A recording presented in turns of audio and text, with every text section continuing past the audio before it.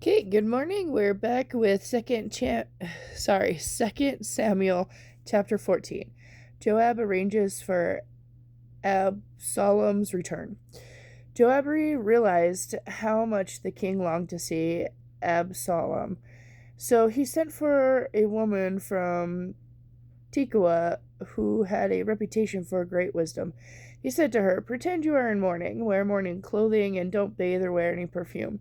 Act like a woman who has been in deep sorrow for a long time. Then go to the king and tell him the story I am about to tell you." Then Job told her what to say.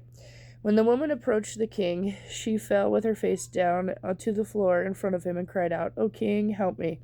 "What is the trouble?" the king asked. "I am a widow," she replied. "My two sons had to fight out in the field, and since no one was there to stop it, one of them was killed. Now the rest of the family is demanding, 'Let us have your son. We will execute him for murdering his brother. He doesn't deserve to inherit his family's property. But if I do that, I will have no one left, and my husband's name and family will disappear from the face of the earth.' 'Leave it to me,' the king told her. 'Go home, and I'll see to it that no one touches him.' 'Oh, thank you, my lord,' she replied, 'and I'll take responsibility if you are criticized for helping me like this.' 'Don't worry about that,' the king said. 'If anyone objects, bring them to me. I can assure you they will never complain again.' Then she said, 'Please swear to me by the Lord your God that you won't let anyone take vengeance against my son. I want no more bloodshed.' 'As surely as the Lord lives,' he replied, 'and not a hair on your son's head will be disturbed. Please let me ask one more thing of you.' 'Go ahead,' he urged. 'Speak.' She replied, 'Why don't you do much for all the people of God as you have promised to do for me? You have convicted yourself in making this decision because you have refused to bring home your own banished son. All of us must die eventually. Our lives are like water spilled out on the ground, which cannot be gathered up again. That is why God tries to bring us back when we have been separated from him. He does not sweep away the lives of those he cares about, and neither should you. But I have to come to plead with you, my son."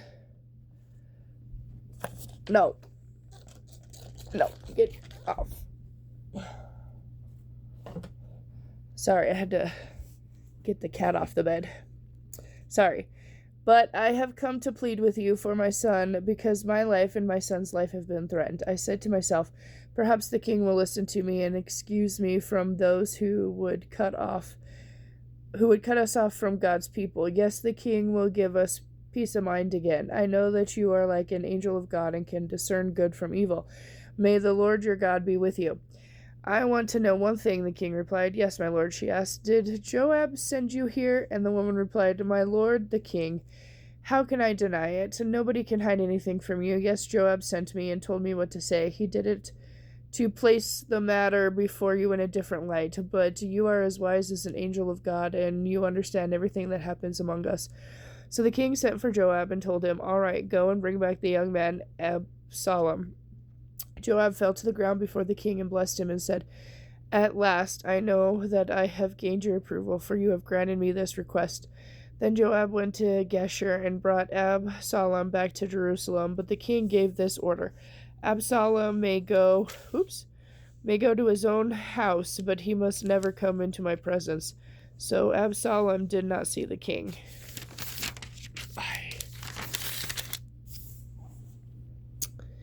Absalom, or however you pronounce it, reconciled to David.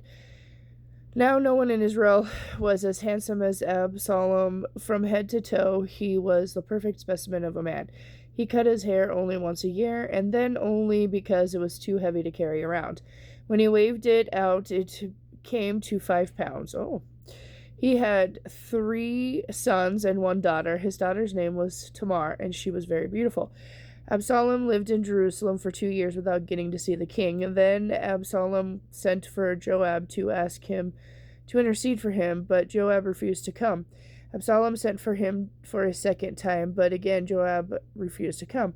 So Absalom said to his servants, "Go and set fire to Joab's barley field and the field next to the mine." So they set his field on fire, and as Absalom had commanded.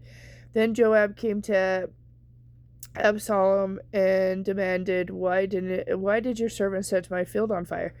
And Absalom replied, because I wanted you to ask the king why he brought me back from Geshur if he didn't intend to see me. I might as well have stayed there. Let me see the king. If he finds me guilty of anything, then let him execute me. So Joab told the king what Absalom had said. Then at last David summoned his estranged son, and Absalom came and bowed low before the king, and David kissed him. Absalom's rebellion, chapter 15. After this, Absalom brought a chariot and horses, and he hired 50 footmen to run ahead of him. He got up early every morning and went out to the gate of the city. When people brought a case to the king for judgment, Absalom would ask where they were from, and they would tell him their tribe. Then Absalom would say, "You really got a strong one here. It's too bad the king doesn't have anyone to hear it. I wish I were the judge. Then people could bring their problems to me, and I would give them justice." And when people tried to bow before him, Absalom wouldn't let them. Instead, he took them by the hand and embraced them. So in this way, Absalom stole the hearts of all the people of Israel. After 4 years, Absalom said to the king, "Let me go to Hebron to offer sacrifice to the Lord in fulfillment of a vow I made to him. For while I was at Geshur, I promised a sacrifice to him in Hebron if he would bring me back to Jerusalem." "All right," the king told him, "go and fulfill your vow." So Absalom went to Hebron, but while he was there, he sent secret messengers to get to every part of Israel to stir up a rebellion against the king. "As soon as you hear the trumpets," his message read, "you will know that Absalom has been crowned king in Hebron." He took 200 men from Jerusalem with him as guests, but they knew nothing of his intentions. While he was offering the sacrifices, he sent for one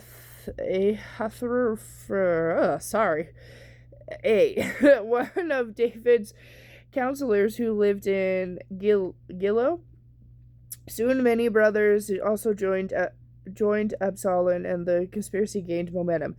David escaped from Jerusalem. A messenger soon arrived in Jerusalem to tell King David, "All Israel has joined Absalom in conspiracy against you. Then you must flee at once, or it will be too late." David urged his men, "Hurry, if we get out of the city before he arrives, both we and the city of Jerusalem will be spared from disaster." "We are with you," his advisors replied. "Do what you think is best." So the king and his household set out at once, and he left no one behind except 10 of his concubines to keep the palace in order.